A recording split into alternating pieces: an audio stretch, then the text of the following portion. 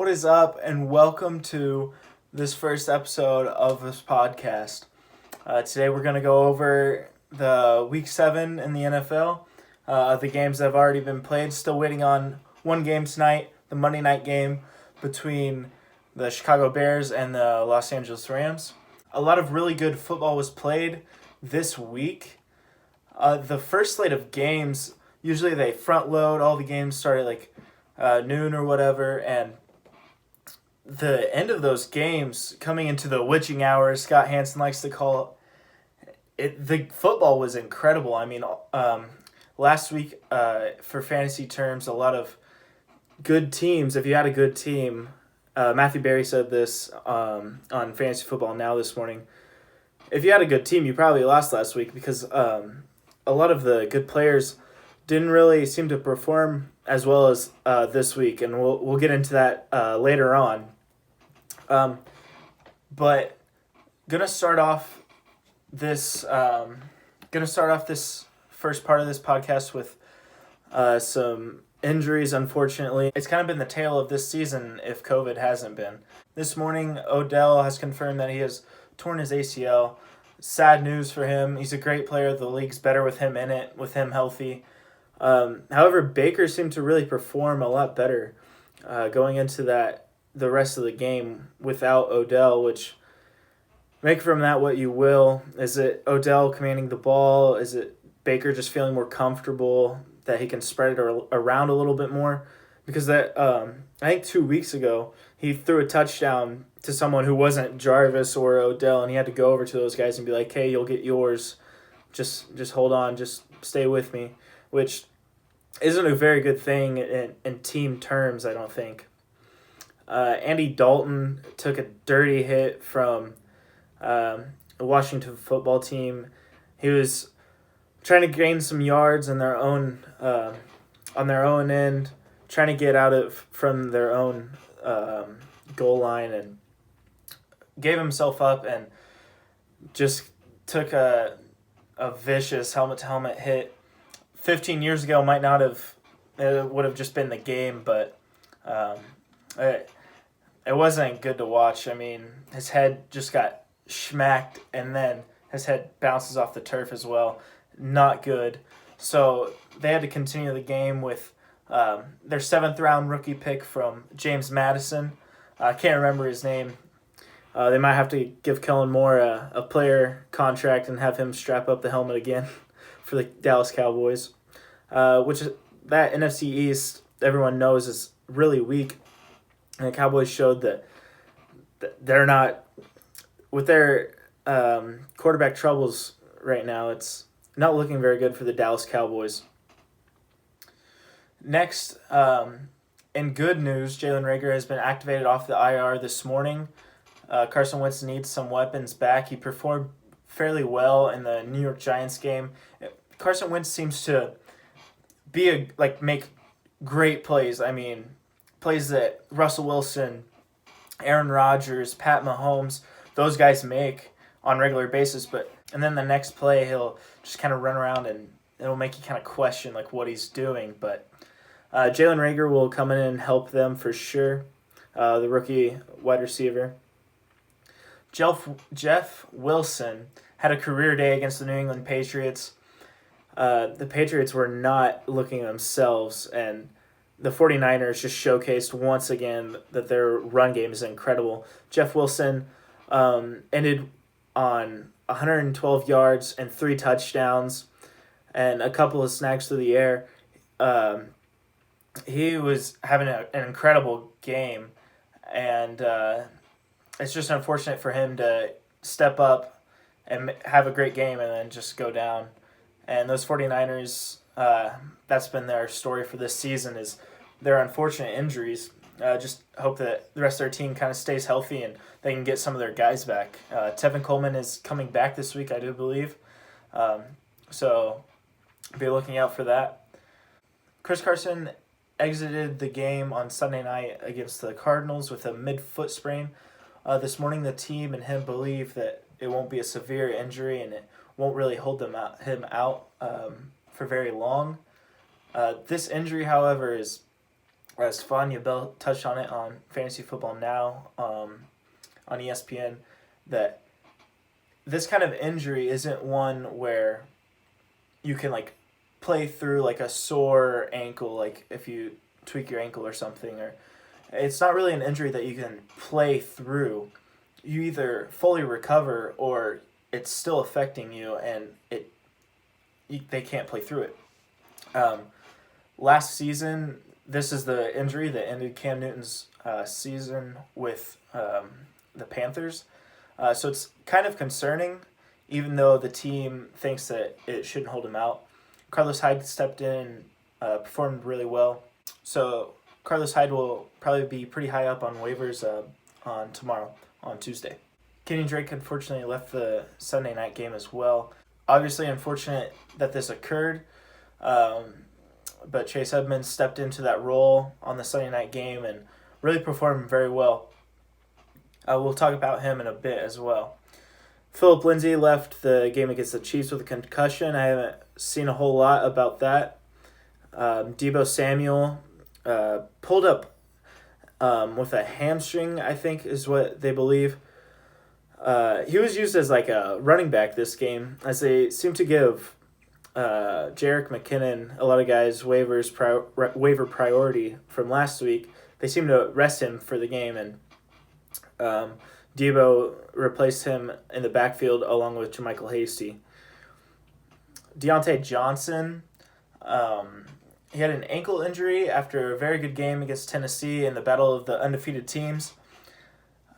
He pulled up with the ankle and on a return, I believe, and I think it was his quote. He said, "It's just a bruise and he expects play for week 8.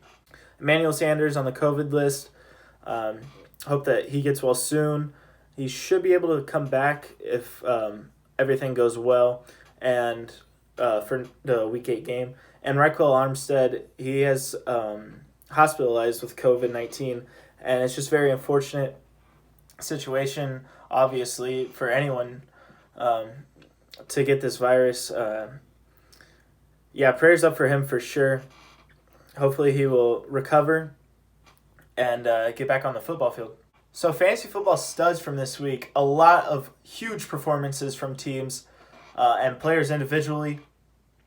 The Cleveland Browns and the Cincinnati Bengals game, it turned into a shootout, and Joe Burrow profited from that. He finished the day on about 33 fantasy points. He was 35 of 47 for 406 yards, 3 touchdowns, a pick, and 34 rushing yards. He played very well. I thought that he won the game with a minute left to put his team up by 3, but Baker and the Browns marched down the field, and Peoples-Jones caught an amazing grab on the sideline of the end zone. Joe Burrow, he's played incredible. All that he needs to do for the rest of the season is just keep playing how he is and stay healthy. Hopefully, the Bengals can get some offensive line help. I mean, he has weapons. AJ Green played great. He's having a bit of a resurgence this season. His rapport with T. Higgins is fantastic to see. And as well with Tyler Boyd, he had another monster game. Rookie quarterback Justin Herbert as well had a monster game. He finished with 43.5 fantasy points. An incredible day for the rookie. He looks incredible. 6'6". I mean, he slings that ball. He hyper targets Keenan Allen, which fantasy football owners love. But he's also spreading it around to these other lesser known wide receivers and tight ends, and it's great to see. Tom Brady, 43-year-old old man, playing like he's 25. I mean, that's kind of the talk of the sports world today. He finished 33 of 45. He also finished with 36 fantasy points, 36.8. He was 33 of 45, 369 yards, 4 touchdowns. I mean, he's that dime to Scotty Miller on the back corner of the end zone. He dropped it in a bucket. He's throwing like Aaron Rodgers. I mean, Tom is playing out of his mind down in Tampa recently. Um, he seems to him and Bruce Arians are figuring things out. Um, with Antonio Brown coming back in to meet up with Tom in Tampa, it Tampa Bay's offense is very interesting, very explosive, so many weapons. Um, I think Tom can keep this up for the rest of the season. Maybe not these crazy games of 30 plus points, but he's a solid top 8 fantasy quarterback, and um, I'm sure he's on a lot of waivers and just redraft leagues and uh, just like home leagues and things like that. Go out and get him. I mean, he's playing out of his mind, and Antonio Brown's just only going to help that.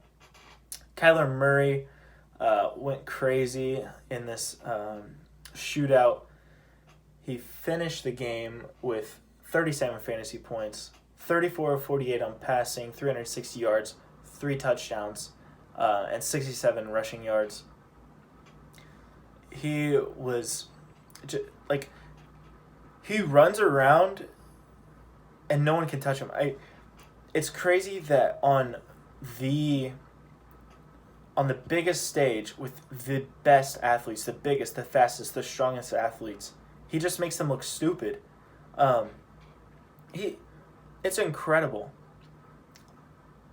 I think it was in like the second quarter he was they were like inside the 10 and he runs a quarterback keeper and just makes KJ Wright or Bobby Wagner just look stupid. Like, he just runs around people. It's incredible, and he can sling that thing too.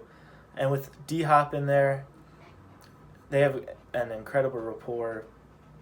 It's just fun to watch. I mean, that game Sunday night was an incredible game. Baker Mayfield, he had 5 touchdowns in this game. This incredible game against the Cincinnati Bengals in the battle for Ohio. He finished the game with 29 fantasy points. He was 22 of 28, 297 yards, 5 touchdowns, and he threw a pick. But without Odell, it's strange to say, without like one of the best wide receiving threats in the NFL, this offense seems to be better. But he can really spread this rock around, it seems like. And I mean, Jarvis Landry, I sent a message to our group chat with some of my friends, and I was like, on that dime that Jarvis threw, I mean, on the run, he was getting hit and he drops a dime in a bucket on the sideline. It was an incredible toss. I mean, it was wild. I was like, is Jarvis the QB1 in Cleveland? But this offense, based on the ground, Kareem Hunt didn't have the best of games, but he did get into the end zone near the end, which saved a lot of fantasy teams. So moving on to running backs, Jeff Wilson finished, as I said before, 32 fantasy points, 17 attempts, 112 yards, 3 touchdowns, 2 catches for 8 yards. As a Pats fan, I was really like depressed watching this game. I mean, it was so hard to watch. Just Jeff Wilson and the 49ers were just doing whatever they wanted on offense, and the Pats were not able to stop them at all. Jeff Wilson was running wild, and as a football fan, it was unfortunate to see him go down with an ankle injury. And Tevin Coleman will be coming back soon to replace him this week even. So yeah. James Robinson, he finished the day on 31.7 fantasy points. He was 22 for 119 and a touchdown. In the passing game, he had 6 targets. He caught 4 of those for 18 and a touchdown. My friend's a Jags fan, and I wasn't watching the game because I was watching the Pats game, and then he had sent a picture of like the box score, and the Jags had run 12 plays, and they had done nothing, and it was like 10 minutes into the second quarter or something. Like, the Jags came back and competed, and much thanks to James Robinson. He's an incredible player, a league winner if you picked him up. James Robinson is someone that I would advocate trading for. I mean, maybe if you're a Zeke owner or something like that, where you can maybe trade him based off of the name. But it's going to be hard to get James Robinson away from some guys. You'll have to give up some assets for sure. But an incredible game from him. Todd Gurley, for fantasy owners, they celebrated. The Atlanta Falcons commiserated, I guess. He finished with 22.2 fantasy points in PPR formats, 63 yards on 23 carries, and 2 touchdowns. Yeah, he had 2 touchdowns. He had 2 catches for 19 on 3 targets, and he fumbled. He was someone coming into the season that not a lot of people had faith in. He was one of those guys that went in the section of drafts where it was Chris Carson, him, DJ, a lot of unknowns around those guys. And Todd Gurley has performed. I mean, he's done well this season. He's blown my expectation and a lot of others' expectation for this season. He had that accidental touchdown, and it's just so many memes about it, and I love it. It's so funny. He just kind of stumbles into the end zone.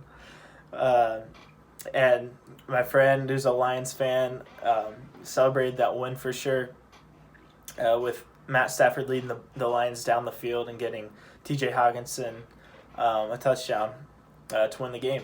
Chase Edmonds stepped in for the unfortunate Kenyon Drake injury, and he played really well. A lot of Arizona fans and fantasy football fans are calling for Chase Edmonds to take over the majority of carries in this backfield. But they paid Kenyon Drake, so they're having to give him the majority of work. But if Drake is down for multiple weeks or things of that nature, then Chase Edmonds is a definite add if he isn't rostered already. He finished the game on 14.5 fantasy points, 5 attempts for 58 yards, 7 targets, 7 catches, 87 yards. I mean, his receiving threat, he's a 3-down back. He's explosive. He's extremely agile. He's a lot. He's similar stature to Clyde Edwards-Helaire, not as beefy, but his change of direction is really quick. And Chase Edmonds in this fantastic Arizona Cardinals offense can really take over this role with Drake being out possibly for multiple weeks. Jamal Williams stepping in for the injured Aaron Jones finished the day with 21.4 fantasy points, 19 attempts for 77, a touchdown, 5 targets, 4 catches, and 37 yards. He played well. I mean, he stepped into that role, and a lot of people picked him up and put him in. And those fantasy football managers were delighted with that output. I mean, no other way to put it. However, Aaron Jones will be back this next week. I mean, he almost played this week. However, this kind of serves as a precedent that if Aaron Jones is to unfortunately sustain another injury later on in the season, Jamal Williams split the work with A.J. Dillon. However, A.J. Dillon only had 5 touches on the game, and they're all on the ground. Jamal Williams took the bulk of the receiving work out of the backfield and the on-the-ground work out of the backfield. Moving on to wide receivers, the massive game from Tyler Lockett, the Kansas State University alum. An incredible game. I was in a nail-biter going into this game, going up against in my fantasy football league, going up against the number one team, and going into the game, I had Tyler Lockett, and I was up by, I think, about 5 or so going into the Sunday night football game. And he had DK Metcalf, and he also has Allen Robinson for tonight. But going into the game, we were FaceTiming, getting really hyped about this game. It looked like it was going to be, whoever got the ball is going to win this game between us. And fortunately for me, first play of the game, Tyler Lockett makes an incredible diving one-handed catch on Patrick Peterson. And from that moment, I was like, okay, here we go. Tyler Lockett's about to go crazy.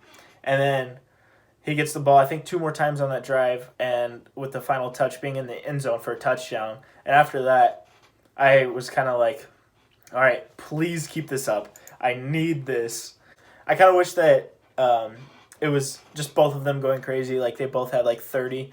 But fortunately for me and my fantasy team, Tyler Lockett finished with 53 in PPR formats, 20 targets, 15 receptions, 200 yards, 3 touchdowns. Like, that's a stat line you see for most receivers for like 4 games or something like that. In my opinion, Tyler Lockett might be the most underrated wide receiver in the NFL. Terry McLaurin, I think Cooper Kupp is severely underrated, along with Robert Woods. And Tyler Lockett's on top of that list. He's incredible. His route running, his ability to get open. And he had another incredible touchdown grab where Russell Wilson, just as Chris Collinsworth called it, a mini moon ball, a fading away, kind of flick of the wrist, back to the end zone. Tyler Lockett makes the grab over Patrick Peterson, falling away. And when he caught it, I was like, okay, did he actually catch that? And then just like even hold on to the ball. And I was like, okay, well, he caught it. That's cool, but I doubt he got his feet in. And then they show the replay, and both feet are in somehow. He is incredible at those toe-tapping grabs, those diving catches. He's an incredible wide receiver in this incredible offense with Russell Wilson playing the way he was, playing the way he is even. His 3 picks last night were unfortunate for the Seahawks and for some fantasy owners, but he still had an incredible game. And he, like, for fantasy applications and as well as in the game, even with those 3 picks.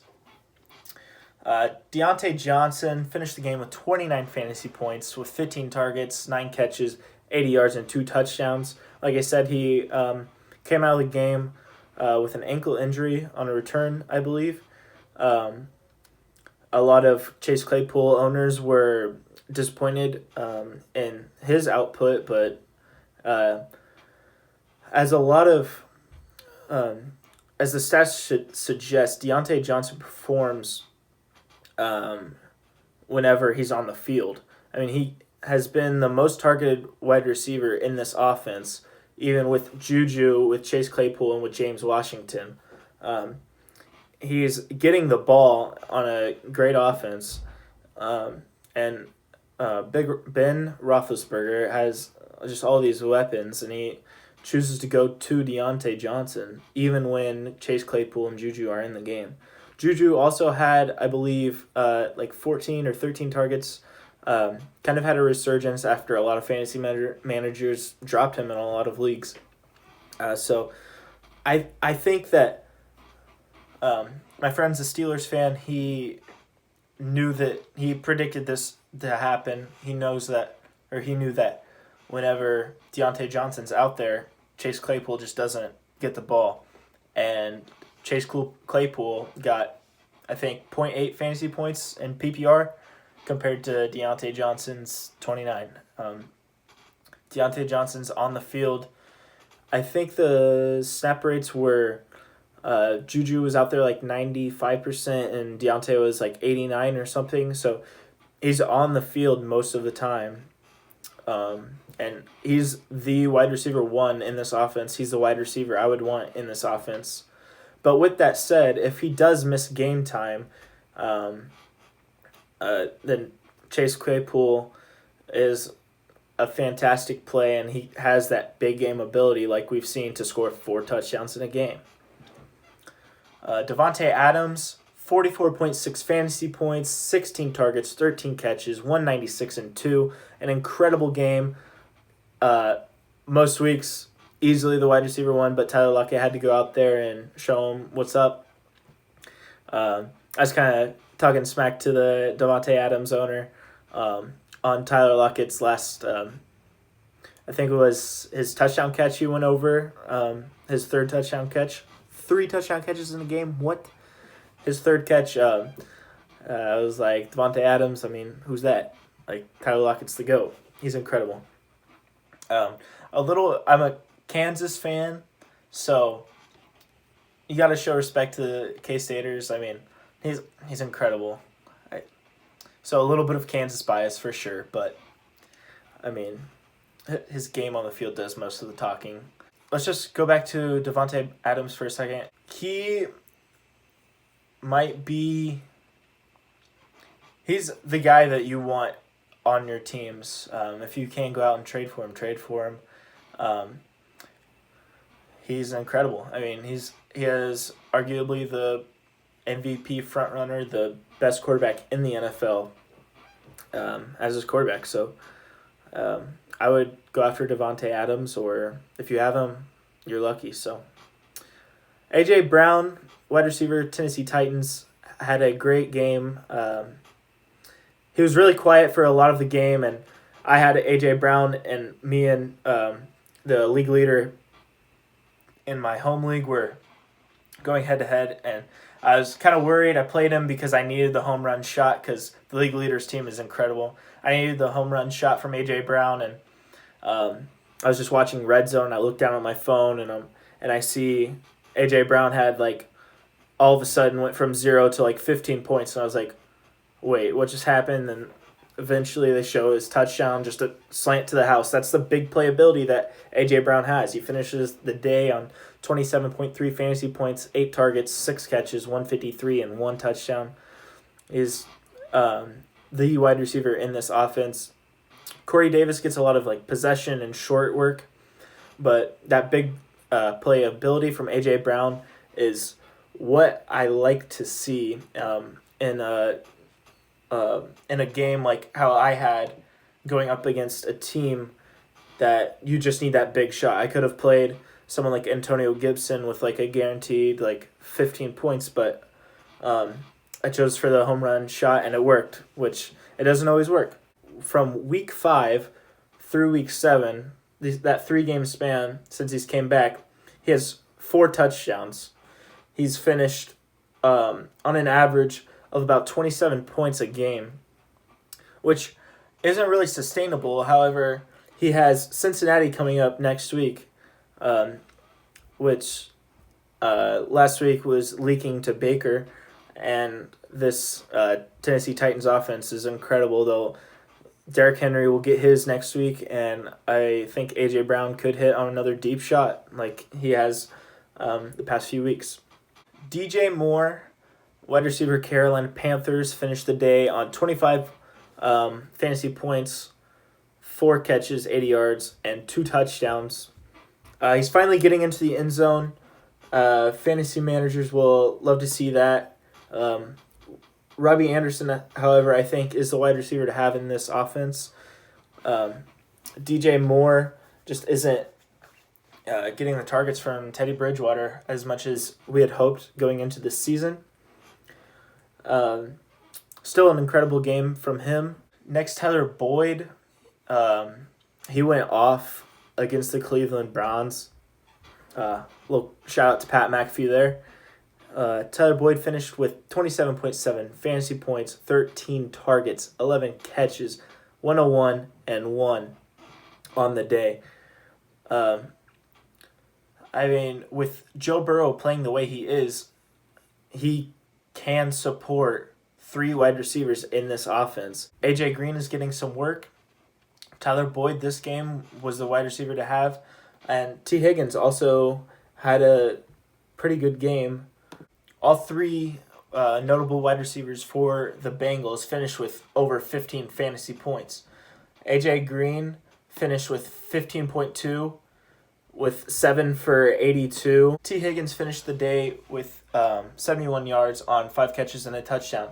I think T. Higgins is great for like DFS or things of that nature.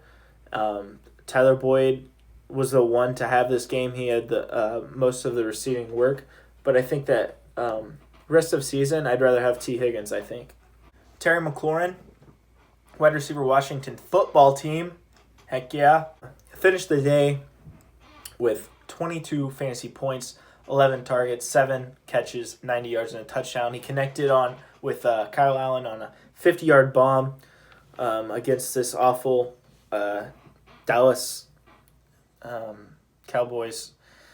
Complete link there. On this awful Dallas Cowboys secondary and defense overall. DeAndre Hopkins with 24.3 fantasy points, 12 targets, 10 catches, 103 yards, and a touchdown. He's incredible. We know this. Kyler had an incredible game, and D-Hop was the target for him, as he has been this whole season. He also went to Christian Kirk a lot, and the broadcast highlighted on their connection from high school through college and into the NFL now. But Christian Kirk might be something for next season, but I think D-Hop is just incredible, and everyone knows this. Scotty Miller, he has an incredible game, really his first big breakout game. Great timing for him once now that AB is in town. He had 22.9, 9 targets, 6 catches, 109 yards actually, and 1 touchdown. That beautiful ball from Tom. Little bit of bias as a Patriots fan. I just want to see him succeed, honestly. And Scotty Miller was heavily targeted this game.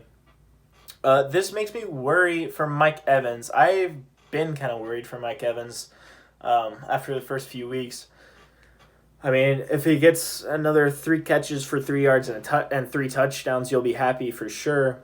But with AB coming into this offense, Gronk's resurgence in this, not resurgence in this offense, but resurgence as a player. If I were to rank those 4 options, Mike Evans, Gronk, Chris Godwin, and AB, I think number 1 I would want to have is Chris Godwin. We saw it in this game. Chris Godwin finished with 23.8 fantasy points. On the day, he had 9 catches for 88 and a touchdown. And I think he had another touchdown called back, or he dropped a touchdown or something. I thought he had a second touchdown, but it got taken away or something like that. But if I were to rank those 4 options, I'd have Chris Godwin, AB, Gronk, and Mike Evans. I think Mike Evans is the 4th option in this game, in this offense. That's not to say that he won't go crazy in a game. He can. He has shown in the past that this is kind of the player that he is. He is the kind of guy to go out and grab 12 balls for 220 and 2 touchdowns. He's done that before, and then the next week he either gets game planned out or he matches up with Marshawn Lattimore. Marshawn Lattimore last year shut him out completely. He can go out and score 50 fantasy points, and then he can go out and score 2 the next week. It's kind of the player that he is. And with Antonio Brown coming in, we don't know what he is yet, and we don't know how he will be used in this offense yet. But I'm concerned. I think that you should either trade him now or wait for a blow-up game. But it's not looking very good for Mike Evans. But Scotty Miller, don't touch him on the waiver wire. Let somebody else get him. Tight ends now. Harrison Bryant, he finished with 21.6 fantasy points in PPR, the number 1 tight end on the week. 5 targets, 4 catches, 56 and 2. He had a great game. I mean, uh, the other tight end caught another touchdown. Baker loves tight ends on tight end day, apparently. Austin Hooper, with him out in this game, Harrison Bryant and was it Njoku? He had another touchdown as well. And this just kind of tells me that the Odell production isn't going to be replaced through Peoples-Jones, who had an incredible grab. It's not going to be through Rashard Higgins, maybe. Maybe it could be. He could be an option to pick up on the waiver wire in a deeper league. But I think that the production is going to be replaced through the tight end. Austin Hooper, once he gets back from his unfortunate medical issue, is like a appendicitis or something like that. The tight end for the Cleveland Browns is going to be a nice position to have on your fantasy roster if you are looking, if you need a tight end, if you're not the Kelsey, the Waller, or the Kittle owner. Gronk, the highlight from this game, not necessarily this game exactly, but these past 3 weeks, 22 targets in the last 3 games. Once he came out and said, yeah, I'll block if I need a block. I mean, I came in here to win, to Tampa to win. And then Tom was just like, all right, yep, I'm giving the ball to Gronk. It's great to see. He had 17.2 fantasy points, 8 targets, 5 catches, 62, and a touchdown. I think Gronk is back. This is a performance that I think we won't be surprised to see anymore for the rest of the season. I don't think that his floor will necessarily be very high. However, the touchdown upside is really nice in this high-flying Tampa Bay offense. They put up 45, I believe, against the Las Vegas Raiders away from home. I mean, this offense is really good, and with Antonio Brown, it's only going to get better, I think. TJ Hawkinson, the streamer of this week, came through with a late touchdown grab to win the game. A nice little sidearm flick from Matthew Stafford, finished with 16.9 fantasy points, 6 targets, 5 touchdowns. 5 touchdowns, that would have been nice. 6 targets, 5 catches, 59 yards, and a touchdown. I mean, he was the play against this porous Atlanta Falcons defense.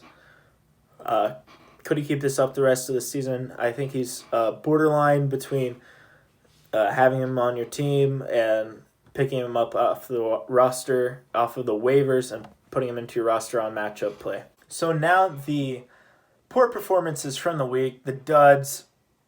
At the quarterback position, Cam Newton. A lot of question marks going into the season. New offense, replacing Tom. He had negative 0.18 fantasy points, got pulled from the game, only 19 rushing yards. He threw 3 picks in this game after struggling against the Denver Broncos last week as well. He got pulled from the game. It's not looking good if you're a New England Patriots fan. And if you're a Cam owner, I think that it's either time to drop him or keep a hold of him until maybe he has another great game. I mean, Cam is going to be very hit and miss the rest of the season. I don't know what's going on with this rushing output. They're shying away from that dominant performance in Seattle on the ground and through the air. I think that without a healthy Julian Edelman, he's been hurt really for the past 2 years, just playing through injury. He's been week to week or day to day for the past 2 years. N'Keal Harry went down in this game as well. His wide receivers aren't helping him out a whole lot. James White didn't have a very great game. This is going to be a tough offense to want to have any piece of for fantasy football terms. James White really is the only guy that I think I would want to have if it was a deeper league. I mean, he can get you a consistent 10 points a game. But Cam, until I see it again, until I see another great performance, until I see him running crazy on defenses, I'm concerned. I'm really worried for Cam's fantasy output the rest of the season. Pat Mahomes, I guess you could put into this disappointment category. Quarterback 22 on the week, not what you drafted him in the second and third round for. 12 fantasy points, snow game. Okay, you'll play him next week, of course. Running backs, Ezekiel Elliott. I'm worried. Panic button on Zeke right now. Hit it. RB 36 on the week, 6.1 fantasy points, only 12 rushes for 45 yards, and only 2 targets in the receiving game. And he only caught one of those for 6 yards. Tony Pollard is becoming a problem. He was in the game taking snaps away. The old Zeke of 80, 90% of the touches out of the running back position and 80, 90% of the snaps from the games is kind of gone. It's down to 60, and Tony Pollard is filling in, and I haven't seen anything from Zeke that kind of shows me like, oh, they want him in here still. Not from an organizational standpoint, of course, but he is not performing the way that he needs to without his QB1 in there. I do think it's panic time. I think he's someone that you need to trade away. I don't think this changes. He isn't very great at pass protection, which is something that they need right now. The Dallas Cowboys offensive line is not what it used to be. What it used to be was one of the greatest in recent history, even not even just in the NFL. He's really struggling out there, and I think he's someone you need to trade away. So I brought up a few players who I would consider trading for, or consider are on like a similar level rest of season. Clyde Edwards-Helaire with Le'Veon Bell coming back into the season, or with Le'Veon Bell coming into the Kansas City Chiefs offense is concerning. However, this offense is incredible. Dallas Cowboys are going to be probably using a third-string quarterback next week. And Clyde is an incredible talent. He can get receiving work, but we don't know how that's going to work now with Le'Veon Bell. Le'Veon Bell did come into the Denver game and got a few touches. He looked really good, honestly, and which is concerning for Clyde Edwards-Helaire owners. So I don't know if I would want Clyde over Zeke, but maybe it is something that you add into a trade, like Clyde and Zeke, like Clyde and wide receiver 1 for Zeke and your wide receiver 1, that you prefer their wide receiver over yours. I mean, Zeke might be someone that you package into a deal with. Todd Gurley. I think I would rather have Todd Gurley rest of season over Zeke. Todd Gurley is showing a lot right now. You could, depending on how severe this Kenyon Drake injury is, you could shop him for Chase Edmonds if he is rostered in your league, and get something else, obviously. Antonio Gibson, I think I would rather have Zeke over Antonio Gibson just because Zeke is the better talent, but Gibson is kind of breaking out right now, I think. It's not looking good right now for Zeke, and that's kind of the point I wanted to make. Devin Singletary and the rest of this Buffalo offense, I don't want a piece of at all. They performed poor this week against an awful team. I don't want any part of it until I see it. Drop them, do whatever. Maybe, I guess not drop, but if you wanted to pick up like a Carlos Hyde, a Chase Edmonds, due to injury, if those guys are going to get the bulk of carries, I'd rather have those guys over Devin Singletary, even though he is a RB1, kind of like an RB1A, and Zach Moss is kind of an RB1B in an offense in the NFL. I think I want those other guys over this Buffalo backfield. Mike Davis, RB27 on the week, 8.6 fantasy points, 7 carries for 12, 5 targets, and 5 yards through the air. He had 5 catches for 24 yards. Sorry about that. A disappointing week. McCaffrey could be coming back this week. We don't know. I think what the quote I saw from the Panthers was that it's a long shot, so you could have Mike Davis for one more week. You're not going to be able to trade him for anything, really, I don't think. Maybe you could. But if you are the McCaffrey owner and you have Mike Davis, and he's still in your lineup, he's a great talent. Just a poor week this week against pretty decent Saints defense. Jerick McKinnon was a huge disappointment. A lot of people spent up on him in Fab and in waiver priority. I think Shanahan came out and said on his usage that he was just kind of resting him, which is kind of interesting. I wish he would have said that before the game. I mean, I don't know why he didn't. But yeah, disappointing, of course. But Tevin Coleman could be coming back this week. Could look at adding him in on a lot of different leagues. Going on to now, wide receivers. DK Metcalf was a huge disappointment for a lot of fantasy owners. Finished with 4.3 fantasy points, 5 targets, 2 catches for 23 yards. He was shadowed kind of by Patrick Peterson for most of this game, which I kind of thought Pat Pete was not playing very well this year, but he shut DK down, and he was all over Tyler Lockett when he was on Tyler Lockett, but he did get the better part of Pat Pete on a few occasions. Another dud this week was Stephon Diggs. I was really disappointed in Buffalo. I mean, I don't know what happened. I was fully expecting them to just steamroll through the Jets like everyone else had this year, but the Jets kind of showed to be I don't know what happened. I don't know. I think that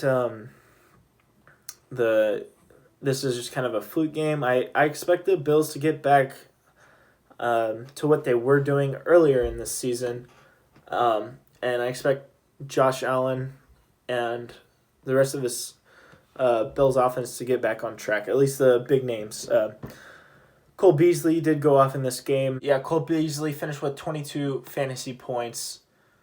He had 11 catches for 112. I mean, fantastic game from him. The targets just went to him instead of Stephon Diggs this game. I did see him come out periodically with like an ankle injury or something, but he did come back in and play. So something to look out for throughout this week. He will probably show up on the injury report, but you're still playing him in most leagues, I think. Mike Evans, I touched on this. He was the wide receiver 63. He only had 2 targets, 2 catches, 37 yards. I talked about Tampa Bay enough. I talked about this earlier with Scotty Miller and Chris Godwin with their breakout games.